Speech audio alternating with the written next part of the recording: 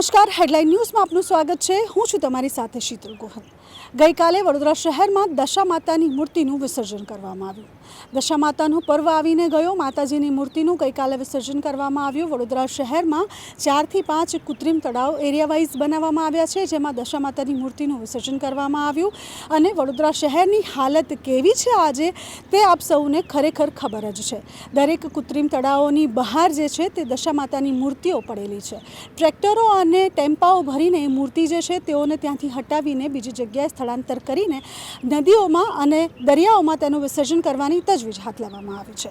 વડોદરા શહેરનું સૌથી મોટું કૃત્રિમ તળાવ કહેવા જઈએ તો નવલખી કહેવાય। નવલખી તળાવ પર અત્યારે આપણે ઊભા છે। આ નવલખી તળાવ જે છે તે જે તે સમયે કરોડોનો ખર્ચ કરીને બનાવવામાં આવ્યું હતું। કરોડોના ખર્ચે બનેલું આ જે તળાવ છે એ તળાવની અત્યારે આપ હાલત જોઈ શકો છો। આ તળાવની ચારે બાજુ લીલ બાજેલી છે। આ તળાવની ચારે બાજુ જે છે તે કચરો છે અને આ તળાવનું બ્યુટિફિકેશનનું કામ હાથ ધરવામાં આવ્યું છે। હેડલાઇન ન્યૂઝની ટીમ જ્યારે અંદર પહોંચી ત્યારે અહીંયા પરિસ્થિતિ એવી હતી, ના બંદાના બંદે કી જાત। એટલે જો 7 તારીખે આવતા મહિને ગણપતિનો તહેવાર આવવાનો છે, ગણેશજીનો તહેવાર જ્યારે આવવાનો છે ત્યારે સમજો કે 10 દિવસની અંદર ગણેશજીનું વિસર્જન પણ કરવામાં આવશે। જો ગણેશજીનું વિસર્જન આવતા મહિને કરવામાં આવે 20 તારીખની આસપાસ, તે સમયે આ જે કૃત્રિમ તળાવ છે જેને બ્યુટિફિકેશનના નામ ઉપર અત્યારે બંધ કરવામાં આવ્યું છે, તો જો અહીંયા વિસર્જન કરવામાં આવવાનું હોય તો અત્યાર સુધી આ તળાવની આસપાસ કોઈ પણ પ્રકારની કામગીરી કેમ હાથ ધરવામાં નથી આવી। બીજી મહત્વની વાત આપણે બતાવી દઈએ કે ગયા વર્ષે અહીંયા ગણપતિની મૂર્તિઓનું વિસર્જન થયું હતું।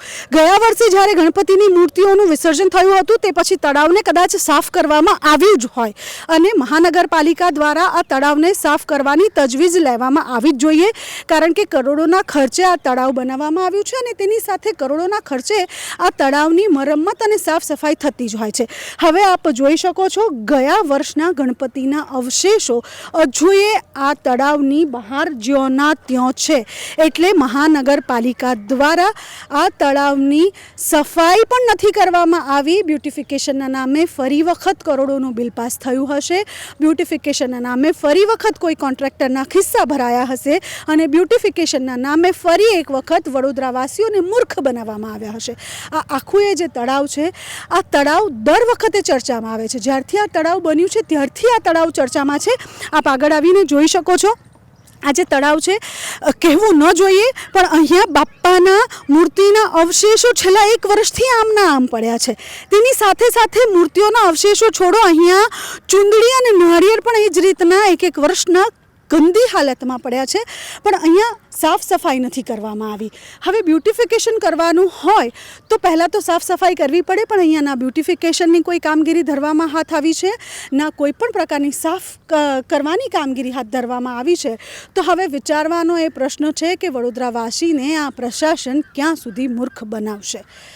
આજે દશા માતાની જે હાલત છે એ જ હાલત હવે ગણપતિમાં પણ ગણપતિજીની થશે અને વારંવાર જે પણ તહેવાર આવશે એ બધા તહેવારમાં આ જ રીતે હિન્દુ ધર્મની આસ્થા સાથે ખેલવાડ કરવામાં આવશે।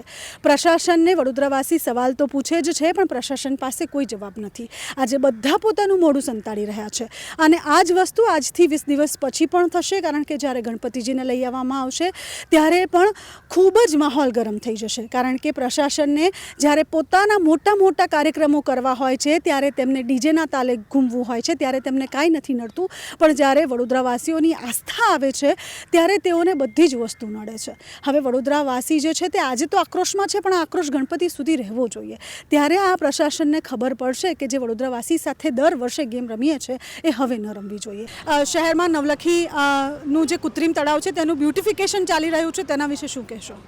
જે રીતના વડોદરા શહેરમાં ગણપતિ દાદાનું આગમનની તૈયારીઓ છે ચાલુ થઈ ગઈ છે, લોકો ગણપતિ બુકિંગ કરાવવા માંડ્યા છે, મંડપોની તૈયારીઓ થઈ રહી છે, ત્યારે વડોદરા શહેરમાં જે કૃત્રિમ તળાવો છે એ કૃત્રિમ તળાવોને તૈયાર કરી દેવા જોઈએ।